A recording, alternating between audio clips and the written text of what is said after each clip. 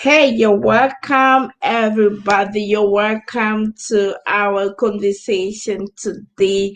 It is always a privilege to have you here.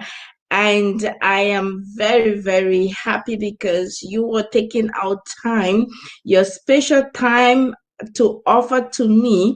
And I have said this many times, several times, that the greatest gift you can give to me is the gift of your time. And to be honest, I am particularly grateful that you are giving me the gift of your time. And remember, the conversation today is on the previous topics and previous series. How can Christians, and especially the African Christians, overcome poverty mentality? And I added to the subtopic or the subtitle today: poverty is the root of all evil. I am very sure that we're going to be having, of course, controversy in this conversation, especially as I am always dealing and talking to Christians, and that I know that from the perspective of the manual book of life, we see, and it is written, that it is the love of money that is the root of all evil. But today, I want us to have a balanced conversation because I know from the perspective where I come from, we have always and we have miseducated many people. And the conversation we will be having today, we will not have these conversations in school, we will not have these conversations in our religious homes or again in our religious organization.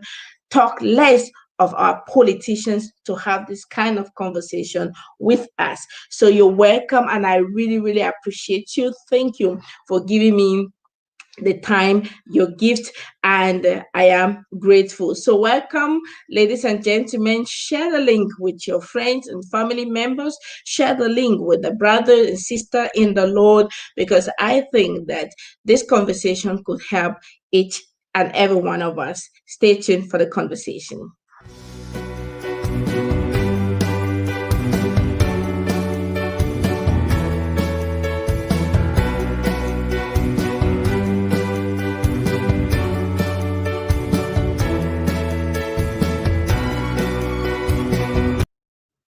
You're welcome back, everyone. Thank you so very much for joining the conversation. Share the link, invite a friend, invite a brother, invite a sister, and please be very active as well. And let's have this conversation rolling. Today, I'm going to be having the content of my conversation is on one. We're going to look again the resume, the summary of what we have been talking the past days, the past weeks. It has been a series that I have come up with, overcoming a poverty mentality. And then, of course, we're going to find out the causes of poverty, especially amongst Christians. And of course, we're going to look at why poverty triggers evil, because today the topic is on poverty is a root of all evil. So therefore, we want to see how poverty really triggers evil. And then, of course, we're going to also look at how can African Christians. I am particularly convinced, I'm talking to the African people. Of course, the message is not only for Africans, it's for everyone. But my intention, my desire, my ministry, my calling is really to help the African people, because I trust in the agenda of God concerning us. And that's why I am helping in my own way in this agenda. And so therefore, we're going to be seeing how can African Christians overcome poverty mentality. And of course, at the end of the day, we're going to balance and see together what is really the root cause of evil. So you're welcome, ladies and gentlemen. Stay tuned for this conversation. And I want to begin now by going back to the courses, to the resume of what we have been saying the past weeks. I have observed in the community, and especially amongst Christians, that we have, and we go to, when we go to the Bible or to the manual book of life, we use the verse that says, the love of money is a root of all evil, which is fine. But today I want us to have a balanced conversation And please pay attention, take note of that word, and take note of this question for reflection. Where does the love of money come from? The position, the space from the love of money. And if we stay on this question, so reflect on the question, where does the love of money originate from, stems from, so that we can be able to have this conversation rolling. The World Bank has been working on fighting against poverty for many years. And when I was going through the research, I said, let me go through again and ask questions. We realized that the World Bank writes and says that more than half of the inhabitants on the earth live in extreme poverty. More than half. And remember that their assignment in one of their goals is to fight against poverty. I specifically mention this because each time we have the conversation of poverty amongst Christians, amongst people, usually we hear this statement: if rich people gave their money to the needy, then the world would be at ease. The world will have everyone equal. The world will have peace and everybody will have enough. But now, if the World Bank has been working on this for the past decades and yet has not succeeded, I do not think that it is today that it's going to change, and it will not tomorrow, because there is a cause for poverty. And until we work the causes, we work it personally, poverty will still be. And by the way, for those who read the Bible, you and me know that Jesus said that there will always be the needy. But now the question is, what is exactly poverty? And how can we overcome this? The first series I said, and I define it, and I'm going to say it again and why. Poverty is a lack of that ability to be able to use your God given gift to manage the gift God has given you so that you can be able to solve human problems. It is in solving human problems using that gift that God has given you that you can be able to, of course, overcome poverty. Question: why don't we use that gift? Another question for reflection: why have we not come to the realization of our gift? Many people I have spoken with say, Vera, not everybody got a gift. And this is my question to you. Do you think you have the gift of God in you? Do you think that you were created with that seed to be able to solve a specific problem? Do you think, do you believe yourself that God, when He created you, as I formed you, even in your mother's womb, He knew you, He knew what you were going to be, and He planted a seed in you because only you were going to be able to use that seed He planted to solve the problems of the world. I am speaking out of my personal experiences, and I have experienced myself extreme poverty. For those who know me, you will know by now when I came to Germany that I used to really beg someone to pay my rent, right? So, which means that I speak knowing that I have been in that position of real poverty, financial poverty, and not being able to pay my rent, and that I have been able to work up my mind so that I get out of that situation. But to be honest, it is, and it wasn't a day. It is only when I came to the realization that there must be a formula, there must be something that we can do so that we can be able to overcome this disease of poverty. So, what are the causes of poverty? One, your personal philosophy of life. If you believe and think that it is because my father did not do this, it is because the government did not do this, it is because rich people are always getting rich, it's because there is corruption, then be sure that you will go nowhere. You know why? Because you are putting all the blame on other people. You're shifting your responsibilities to other people, and of course, taking yourself out of that space, right? Now, another cause for poverty is the lack of the understanding of how one can create wealth. And this is not being taught in school. How many people learned in school how to invest? How many people learned in school that they should be able to save and invest in properties, invest even as little as it could be? How many people were taught in school economics that it is not how much you get, but it is the ability to keep the one that you can keep? You can earn 5,000 euros and someone earns 2,000 and still is much better than you, because if the person who earns 2,000 is able to keep and invest 1,000, and you earning 5,000 and you're unable to invest 1,000, then the person earning 2,000 is even much more better than you. So we were not even taught the game of economics in school. And then, of course, management. Poverty comes from the lack of understanding in the principles of management. You can't get what you cannot manage. And I'm saying this because we believe most of the time that it is when you have enough, then you'll be able to do some things.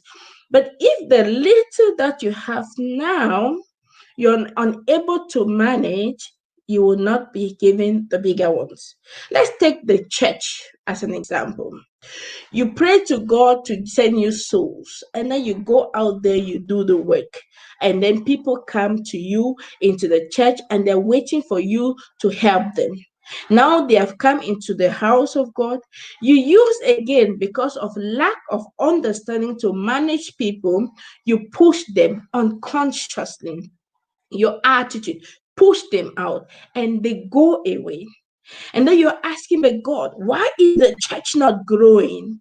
The church is not growing because you have no ability to manage the human resources He has given to you. Another example, you are unable to manage the gift God has given you already now. How? Most of us go to work, and on our way to work, we buy a cup of coffee. I don't know if you do, but I used to do this in the past. And then it dawned on me one day that each time I buy a cup of coffee on the way traveling to Berlin or to this journey, what happened is a cup of coffee was about and is about 3 euros something.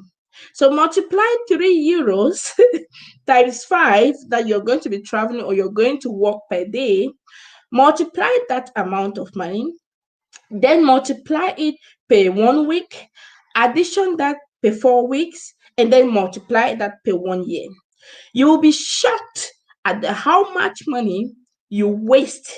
And you know what? God is not interested in wasters.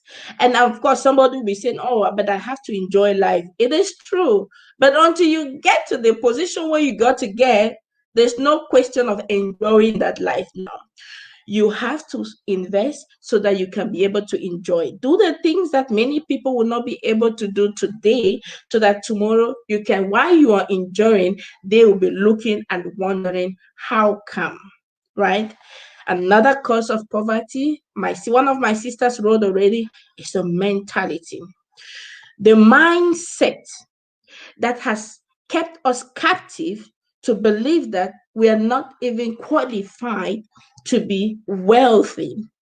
The mindset that makes us feel that other people can be, but not us.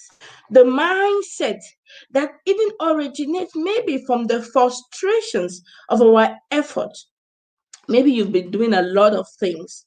You've been working hard. You've been doing things. You've been cleaning the toilet. You've been pushing on. And of course, no fruit has shown out of that. And so you're frustrated. And you think that, okay, because of that, no, we can just get rich like that.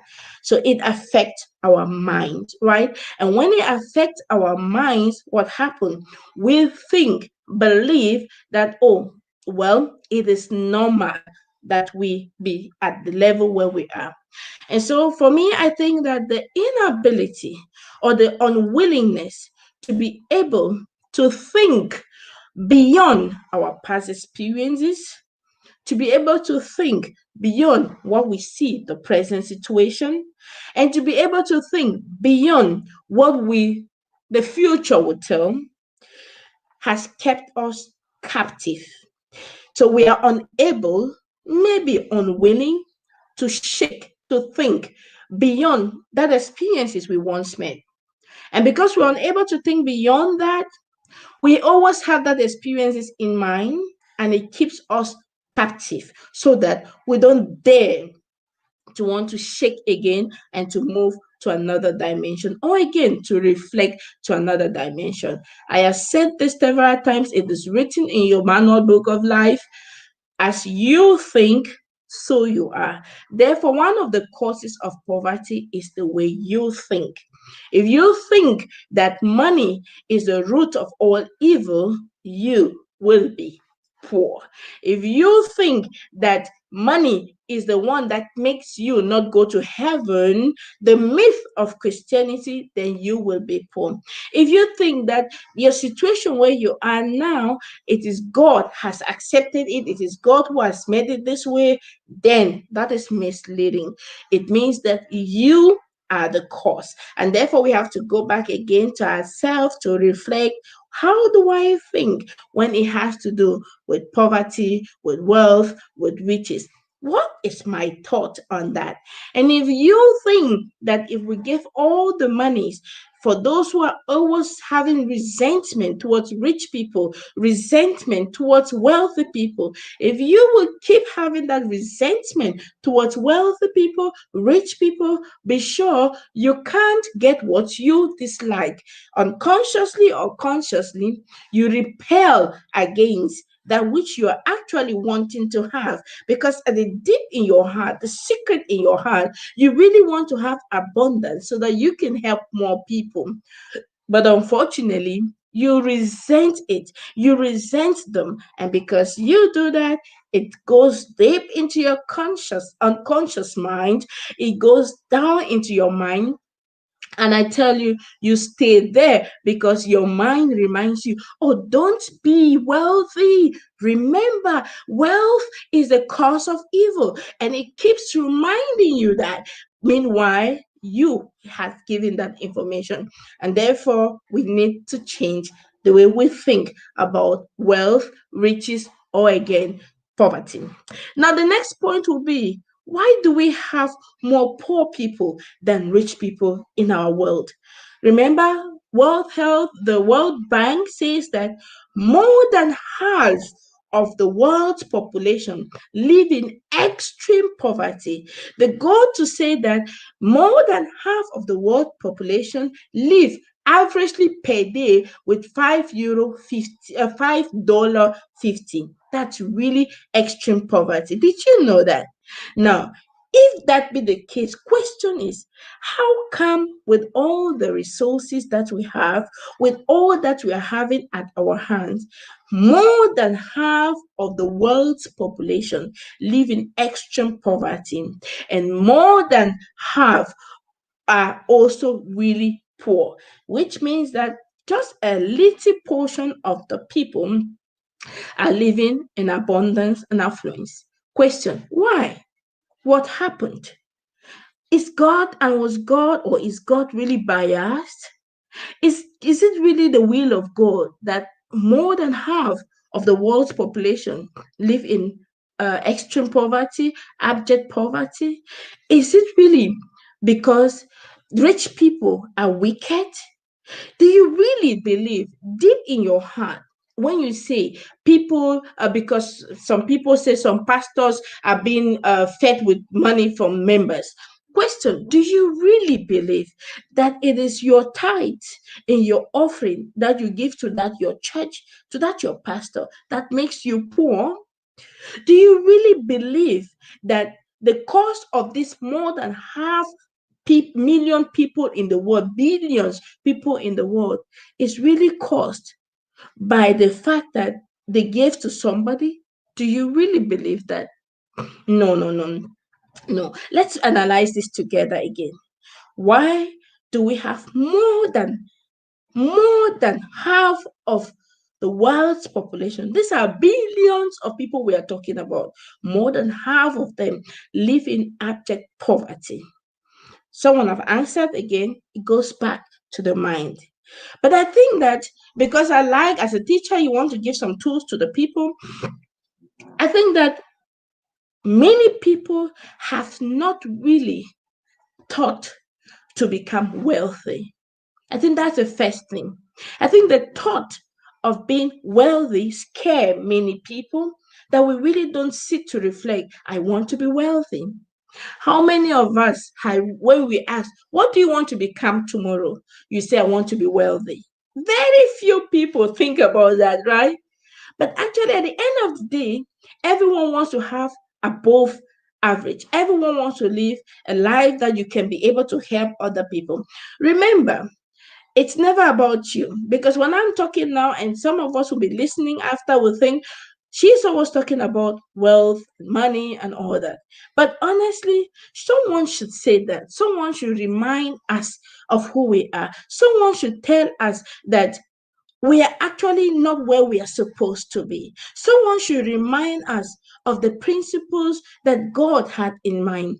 Can you remember the promise of God for you? He says, I wish above all things that you prosper, even as your soul prosper, and be of good health.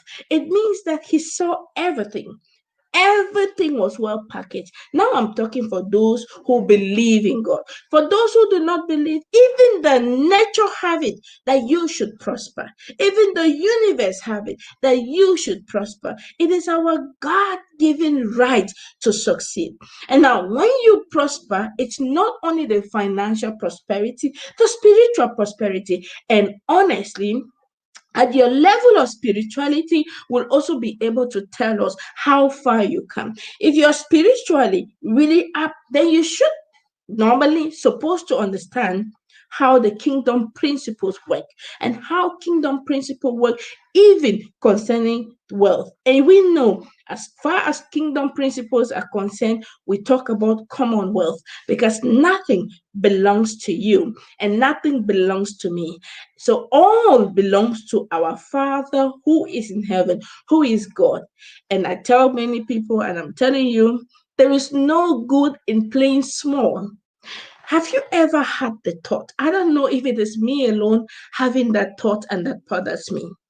How do you, as a child of God, enjoy the fact that you go to work for those that were supposed to work for you? I don't understand. Have you ever sat to reflect? I don't mean that you all of us must go to become to create something. But actually, that was the intention of God, that we all be like Abraham. We should be able to have our own companies, our own businesses, our own structures. How come you, who is created for greatness, turn to look up to someone who was supposed to be looking up to you? I mean, this is always a paradox in my head. And this has got nothing to do with that I love the money or I don't love the money. It is a question of paradox. For me, the paradox is too much that I can't understand. And now, when we say more than half a billion of the world's citizens live in abject poverty, and amongst these people are also Christians, question: what went wrong? So I think that one of second reason why people really more people are poor is because many people really do not sit and plan to be rich or wealthy. And many people do not have a goal to be wealthy. That's it. So if you have a goal, just like you had a goal when you wanted to marry, you wrote down, I want to marry someone like this, someone like that, someone like this, I want to do this, and you plan systematically, strategically, and you got it. When you wanted to finish your university course, you maybe had a goal, you wrote it down, and you planned it. You planned everything. Who is that person who wants to build a house and do not plan? If you do not plan, then you plan to fail, right? So many people really do not, and especially Christians, do not really plan on that, do not really sit and reflect, I want to be wealthy. But the question is, why? If you plan very well, you'll be able to understand and answer the question of why you want to be wealthy. And you remember what I said the previous time, it's never about you. You are not wealthy because of you. You're wealthy because of the citizens. You're wealthy because the kingdom principles is a commonwealth. You're wealthy because you have someone in the village. There are more than 50 people attached to you, and you were supposed to be their source of support. You are supposed to help them. You're supposed to pay the school fees of those orphans. You're supposed to help that widow woman in the village. Not your father, not your mother, not your brother, not your sisters, but that widow woman that you do not know. You are supposed to help that poor child that the mother just died, but the father is alone and needs your help. You were supposed to. That's why you're supposed to, by all means, fight against poverty. And another reason why people stay poor is because they do not understand how to work to get the wealth. And if you do not understand, it's better you ask rather than believing and resenting and hitting and abusing those who have made it, those who have succeeded, those who have worked hard for it. And instead of blaming them, it's better you sit on their feet and say, hey, I want to learn what you did. How did you do it? And the person, if you ask 10%, one person will be ready to teach you. You better get to learn how to do this because, like I said, there's someone you must help. Some names were attached to you, and you're not doing good. You're not doing good because that person is still living somewhere, is unable to be able to be where he or she was supposed to be because you have not yet come to that realization. I pray that the common sense God has given us all will be able to guide you. Remember, my conversations is not always to please us. It is to quicken in us, to remind us of who we are. My conversation is to provoke in you so that when you listen to me, you go out and say, yes, I don't like this woman. Yes, she speaks too much of maybe some things that are not really making sense. But wait, let me listen again. And then listen this time, not with the trigger of hate, fear, lack of scarcity, or again with vexation and anger, but more with the eyes to want to learn to get something. If my conversation pushes you, provokes you, and triggers you to be angry, then I got it, right? Because then I'm sure that you're going to sit up to say, what is she saying, right? If my conversation triggers in you something, then I'm happy because then I know you won't stay again the same. So my conversation is not to please any of us. It is to trigger you, to trigger myself. Marshall, Dr. Goldsmith Marshall said something. The biggest challenge we have is not that we do not know what to do. And remember, that's what the Bible says in Hosea. My people perish for not applying the knowledge. But Dr. Goldsmith Marshall says it this way. We all know what we have to do, but the challenge is, the wheel of change is difficult. it is hard for many people to initiate change. And therefore, it is easy, it's comfortable to stay at the position where we all conform, where the majority are. And it pleases us to see that, well, the majority lives in abject poverty, and it pleases us to put the blame on the few that have worked their minds, work their salvation, and work also how to be able to create wealth. And so, if you are amongst the category of the people that you think and you feel, it is not really, I am not where I am, I'm not where I'm supposed to be, then start working on it. Start working on it. And when you do, you'll be amazed at it, right? I really want to encourage us. So now, like I said, I specifically want to talk to Christians. Nonetheless, it is for everyone who really wants to have some change in their mindset relating to money, relating to riches, wealth, or again, spirituality. Now, the next point we said we have already touched the first point, which was why we have the causes of poverty. We've also touched why we have more poor people in the society. And I tell you, no amount of sharing the wealth together would make the difference. Jim Rohn said in one of his speeches, if the whole world's resources was distributed to all of us at an equal level, in less than 3 years, the resources will go back to the owners. Don't ask me how, but somehow I figured it why. Because they are a group of people who always be the blamers. And when we stay in the position of blaming without wanting to apply knowledge, then we're going to, of course, not be able to use the money. And then we have those that are wasters. And if you're in the position of wasting, then the money will slip out of your hand, right? So let's see now why poverty causes evil. That's the conversation today. Why, for me, poverty causes evil. I've tried a long time and I've observed a lot of people around me. I observe the people who are wealthy. I observe those who gather wealth, the rich people. And I observe those who are really who are lacking in need and coming from the space of scarcity. And I realized one thing. I do not know if it's because I am observing too much or seeing all these things, but I observed one thing. When you go to the people that are wealthy financially, you really hardly hear jealousy fighting amongst them in that direct sense. You really hardly see them, even in their neighborhood, that they are shooting one another. But you see this most of the time amongst the neighborhood where there's extreme poverty. And then to me, it was clear if this poverty was taken out, then we may have reduced the number of crime rate.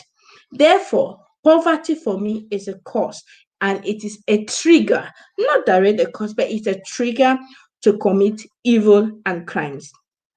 Poverty, we see that some of us traveled from Africa by foot, taking the Mediterranean Sea to reach Europe. Many died in that sea. What was the cause? Was that wealth that caused them to travel from Cameroon to Germany through the Mediterranean Sea? No, that was poverty, financial poverty. Many of us are here, even in Europe. We give birth to children. Sorry to use these examples, but I think these are examples that could make us really understand what I mean. We give birth to children, and then we sell them out to other people in the name of papers. We say we want to give birth, and we call them papers children. Is that a mindset of wealth that makes you sell your child, your identity of your child to somebody else that you do not even know? No, that cannot originate from the side of wealth. Wealth in the mindset, soundness of mind will not allow that. Is that true?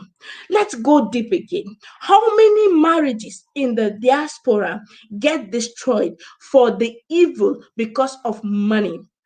Because of poverty, that the mother wants the money, the husband wants the money so that they can be able to support. So you see that poverty really triggers lot of evil in our community. Poverty makes you so that when you see another woman or another human being dressed better than you start thinking, these people, who knows where they get their money? They're evil people. All this conversation comes as a result of lack. Now, the question would be, what is a space? Where does lack really come from? Why poverty really causes evil? Because the space from which we stand is the space of scarcity, lack, anger, frustration, which now provokes all the other things to happen.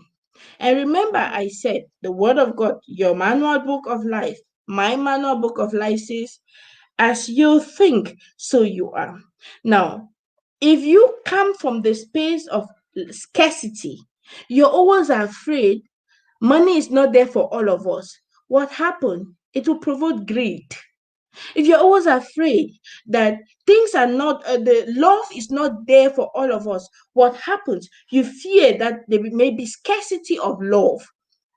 If you're always at that position that forgiveness is not there for all of us, only some special people deserve to be forgiven, what happens? You come from the space of lack, of scarcity, of fear, right? And that space of lack, scarcity, fear is what I also call poverty. So the poverty is not only the cash, but it is a question of the mind and how you manage the situation. So we go back again to the importance of management. If you're not able to manage the resources, the gift of God, the seed He has put in you, the seed nature has put in you, you will be operating from the space of fear, insecurity, lack, and this will push you to, of course, show the result will be corruption, greediness, and wanting to accumulate all. That's why we have a lot of people wanting to accumulate, right? It's not because they're financially poor, but the space from which they come is a space of scarcity. Their mindset is a mindset of scarcity, and therefore they are afraid, if I do not gather all for myself, what happened? She will also have, he will also have, maybe I will not have. So the space of scarcity is a very dangerous space for us as humans to be, because it triggers in us some wicked mind, wickedness, evil that is not good for the community. Next question would be, and that takes me to the next point, how can Christians, I put Christians and I'm putting it in quotes because it's not only about Christians, it's also about us humans. How can we human beings overcome poverty? Poverty mentality, poverty mindset. How can we overcome that space of scarcity? How can we overcome that fear that makes us not a fear that everybody cannot have? How can we really overcome? Well, this is a practical space and this is a practical time. You can also make use of it. I think the first thing and the first way for us is, one, to acknowledge where we stand. Acknowledge your position where you are. Do you look at life from the space of scarcity, of fear, of lack, of insecurity, or from the space of abundance, love, and peace? Because these are these are two different triggers. If you're looking at life from that space of it's not there for all of us. If you're looking from that space of no, it is the will of God that I be where I am, then there's something wrong somewhere.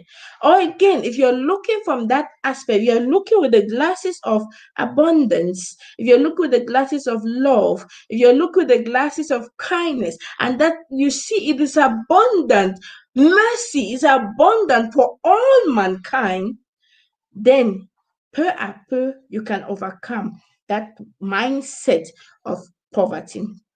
So one, recognize the glasses by which you're looking at it, or again, recognize your own position. Two, when you now know your position, you must take that decision.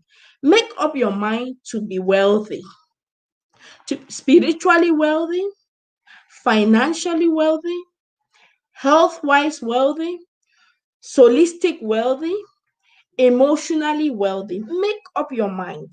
When you make up your mind, you decide, I want to live from that space of wealth, because wealth is not evil. If you stand from that space of wealth, then next step will be write it down, and write down how and why. Why do you want to be wealthy? Remember always, it's not about you. Our general purpose of life is to add value to the lives of other people. Our general purpose of life is to learn and to grow. And if therefore I have to add value to the lives of other people, then there is a need for me to come from the space of abundance. If I come from the space of scarcity, I will be afraid to add value to your life. If I come from the space of fear, I will not even want to share this information I'm sharing with you. If I come from the space of lack, I will not even want you to know this information. The information you're getting are free of charge, so that it can trigger in you something, and that maybe this is a day that you will really think, why am I where I am today? Is this where I'm supposed to be? Am I too comfortable? Can there be a change? And if you resonate in this way, then maybe something can trigger in you that will of change. And if the will of change has been triggered in you, then I give you this tool, the 6 daily questions. I have said this many times, and I'm giving this to many people because I have also experiencing it now. The 6 daily question is a tool you can use to be able to change any behaviors of your life. Many of us, I'm taking the example of myself. I have the information on how to lose weight. I know what to eat. And I have learned and read from many books that 80% is your diet, your food, and 20% the exercise. But I have this information, yet I don't put it into practice. So, like I said before, you know what you have to do. You know what triggers evil, and you know what triggers poverty. You have it in your hand, and only you can choose to make that difference. You can also choose to stay on that spot of blaming others. You can choose to stay on the spot of blaming the government. You can choose to stay on that space of blaming the rich people. You can choose to stay on the space of blaming the road where it is so bad, right? But in as much as you keep blaming, nothing changes. But you can also choose to say, no, as from today, I want to use the wheel of change and initiate change, and starting from within me. Because now I understand poverty comes from the space of scarcity, from that place of lack, and from that place of insecurity, but also from that place of lack to manage the resources God has deposited already in us, right? So the 6 daily question for you who is here, and you can always make use of it. Start your question with, did I do my best to be wealthy? Did I do my best to stop evil in the community? Did I do my best to engage and bring positive change? Did I do my best to really have those positive relationship? Think about how you want to change. Did I do my best to really have empowering questions to quicken me to really change my philosophy about wealth, money? Did I do my best to be able to invest? Did I do my best to save that money? Did I do my best to use the gift that God has given me to help humanity?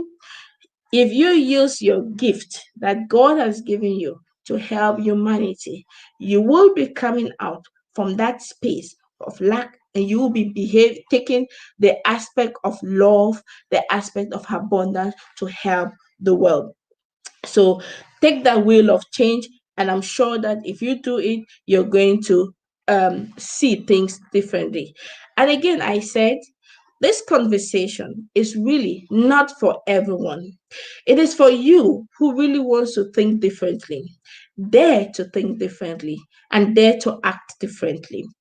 Um, Einstein once said, if you do things over and over, the same way and the same pattern, and then you expect a change while doing the things the same way, he thinks that then you're insane or I'm insane. But many of us do things the same way, the same pattern, the same style, and we want change. No, you will not have it. Change will only come when you and I initiate the change without blaming others. We can but choose to blame if we want, but I tell you, I choose not to. I take the responsibility, and I think that's what makes the difference. That I come from the space of abundance and I give abundantly because I know that there is enough for all of us.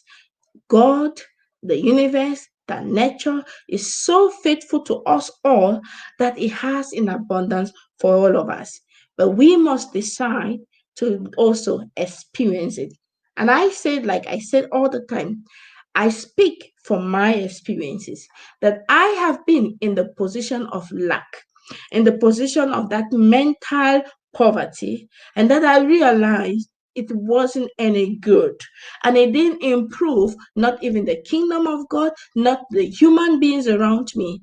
And at that time, I started reflecting. What can I do differently? How can I do it differently? With whom can I do it differently? And instead of blaming others, I took that responsibilities upon me. And I'm sure if you do that, you will be able to make a difference. Now, the next question, and that's last point on my list, can we all be rich financially? Can we all be wealthy? Can we all be a $1 million question? It will be speaking on the spiritual aspect. Yes, we could all, but now we go to the practical, we may not all. Why? Because in as much as we are all and understand that we are spiritual beings, we also know that some attitude have hindered us to achieve the very best. And therefore, it goes back again that yes, we can be all if we work our attitude. But how many of us are ready to work on our attitude? How many of us are ready to take the wheel of change personally? How many of us are ready to initiate the change? How many of us are ready to think differently? How many of us are willing to say, I am the cause of my failure, just like Jim Rohn was saying, I am the cause of my misfortune. I am the cause of the reason why I am here. How many of us are ready to put that responsibility upon ourselves?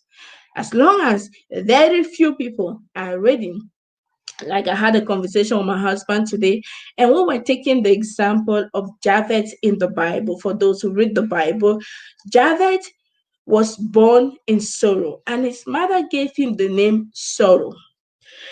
Now, from the beginning, it's like if he has been cursed, that he will never experience abundance, joy. He was sorrowful, everything will be bad. But you know what? This young man said, I refuse that. I know that that's what you experience. I know that's your thought for me, that I should go through sorrow. That yes, I was born in that sorrow. But you know what? I choose not to. And the day that Japheth sat and he planned, I said, oh God, I do not want to live in that. Things turn around for him. Now, will this day be your own day where you will say, I don't want things to be the same? Is this day that day for you where you will say, I want to change things for my life. I want to have a different experiences. Is this that day? If this be the day, glory be to God. And thank you so very much. But again, the work is in your hands. Now, let me go to some few of you. Thank you very much for watching, and thank you here. We have some few questions, and Batemona Beke, did I do my best to? Should be the question always. Yes, ma'am. This should be the question that should always guide us in every areas of our life. Did I do my best? Take these questions, just 6 of them, and then of course make a journal. Have a journal, a record, where every day you can record it, and then of course plan. You don't just write it down, but you plan. Put your 6 questions, and then you put those areas of your life that you want to change. If you want to change, let's say like I want to change on my health and my food and nutrition. If you want to change on, you want to improve your wealth, then write those questions. Write the amount of wealth. This is funny, but it is true. Some years back, I wrote how much I wanted that it should enter into my business account. And last year, and I was telling my husband this year, did you know that I hit it, that amount that I had put in my head? Why? Because I wrote it down. And I'm not saying this because I want to provoke you to feel like, oh, I don't know how to say this, but I'm saying this so that you understand that it all comes from here, and you must put it down. A research was made that some young students, they were in the secondary school at the age of 22, and most of them, they wrote down their goals. They were asked to write their goals, what they will be. Those who wrote down their goals and the plan, 90% of them achieved it. Those who did not, none of them really got there. So this is also for us a learning point. Always write down that plan. Put it down. You don't have to put in a spectacular book. No, put it down and put it how much you really want to have, how it should be, and why. The question is why. So you don't just write, I want to be wealthy so that people will see that I'm wealthy. Who cares about that? God doesn't care about that. Put down your purpose, why you want to come out from that poverty mindset, why you should come out, and then ask God, God, reveal to me those seeds and reveal to me where I have to influence. We all have a specific seed in us. Can you remember the story of the talent? Those are the seeds God gave to each and every one of them. To the first one, he gave how many? 5. Another one, he gave 2. Another one, he gave 1. Most of us are in the position where we think that God gave us 1 seed, and some even think they don't even have the seed at all. But that's a fallacy. That's a big lie. We all got a seed in us, a gift in us, and you cannot get any wealth, develop your mindset through only the school education. Remember what the school education tells you. It prepares you to be an employee. It prepares you to put the blame on others. It prepares you to make you feel you're not worthy, right? And so that's why I say this conversation is just to trigger you so that you can be able to pick out the best, make use of it, and put the word that you have heard into practice. Because at the end of the day, if you do not put it into practice, then it is waste of energy and waste of resources, right? And so, Anna, you're welcome. And she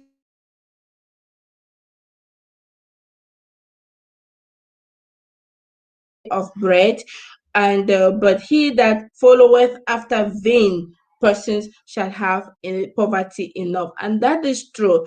And this again, when we say tillage of bread, it means do something with your hands. How many of us are here who have gone to school and think that they only have to be employees?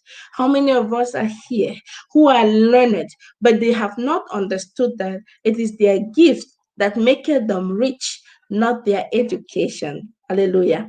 It is your gift in you that maketh you rich, not your education. Education is good so that it opens your mind, so that your horizons are enlarged. but it is the gift of God in you. Because with the gift of God in you, you can act free authentically. You can be yourself and do mighty things, knowing the purpose for which you are doing it. I pray that God will really help us and that we'll acquire this knowledge and put it into practice. And Mr. Richard Sompon, thank you so very much. He's always there to support the work I do. That's my husband, for those who do not know him. And he says, because thou hast rejected knowledge, not only lack, but they have refused knowledge also. Thank you, sir. Again, telling us that we should apply, put these things that we are learning into practice. It really doesn't make a lot of sense that we acquire all this knowledge. We have all access to this information, and yet we are staying on the same spot. Yes, it is true. It is not the lack of knowledge that make us perish. It is because we have this knowledge, but we have refused to use this knowledge like it ought to be. And that's why I'm really encouraging us. Let us make use of the knowledge that we are having. You know very well what has kept you where you are. You know very well why you are envious of others. You know very well why the wickedness comes, what triggers your own attitude. You know that very well. And you can work on that. We can all work on that.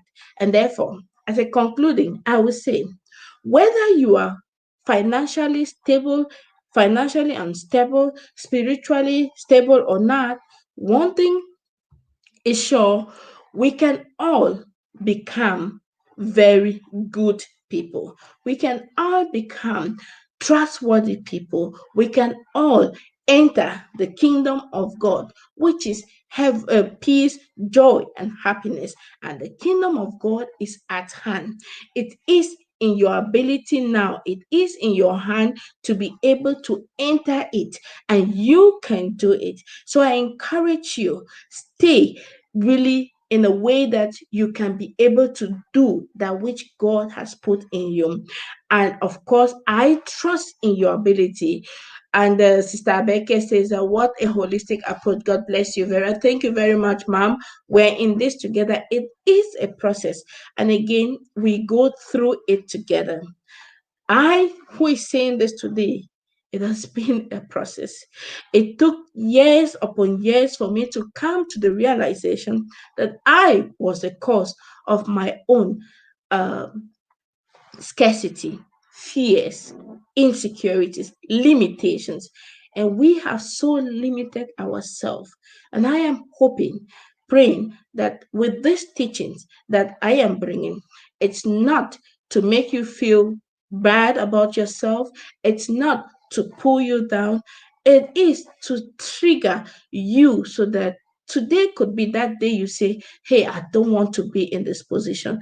Today could be that day that you remember that there are many people that are waiting up for you. Many people are there. And you, because you, as a child of God, have refused to really apply the knowledge, many people are going there, are being criminals, are doing evil things because you, as a daughter of Zion, you, as a son of Zion, have chosen to stay in that financial lack, in that space of scarcity. I pray that God will help us. Thank you very much for always being here.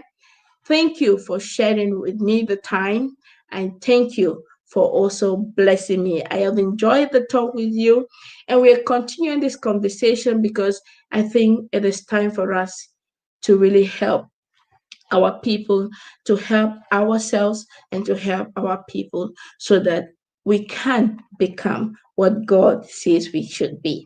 Remember, you are a child of God. Whether you accept Him now or later, you are a child of God, and you have been created for greatness, and you have the mandate to represent your God here on earth. He can't come down to here on earth to do the work that He has already deposited in you. Therefore, arise, daughter of God, arise, son of God, and start asking those questions that will help you revive your mind, renew your mind. And like I said, you don't have to love me, you don't have to like the message, but if it helps you trigger something in you so that you can start the wheel of change and initiate change in your life, then we have achieved something. God bless you so much. Remember, I trust the ability of God in your life. Remember, I love you so much, and I'm hoping to see you same time next week for another conversation. God bless you. Stay blessed, and bye bye.